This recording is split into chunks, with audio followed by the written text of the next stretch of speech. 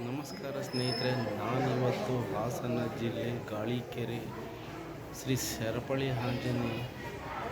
ಸರಪಳಿ ಕೆಂಚರಾಯ ಸ್ವಾಮಿ ದೇವಸ್ಥಾನದಲ್ಲಿದ್ದೀನಿ. ಇವತ್ತು ಇಲ್ಲಿ ಜಾತ್ರಾ ಕಾರ್ಯಕ್ರಮ ಇದೆ. ಅದರ ನಿಮಿತ್ತ ನಾನಿವತ್ತು ಇಲ್ಲಿಗೆ ಆಗಮಿಸಿದ್ದೀನಿ. ಜಾತ್ರೆ ಅಂದರೆ ತುಂಬ ವಿಶೇಷವಾದ ಜಾತ್ರೆ.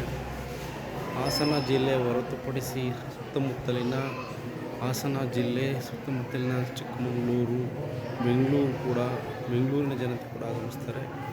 ಇಲ್ಲಿ ವಿಶೇಷ ಸರಪಳಿ ಕೆಂಚರಾಯ ಸ್ವಾಮಿ. ಇದು ಸರಪಳಿ ಕೆಂಚರಾಯ ಸ್ವಾಮಿಯವರ ದೇವಸ್ಥಾನ.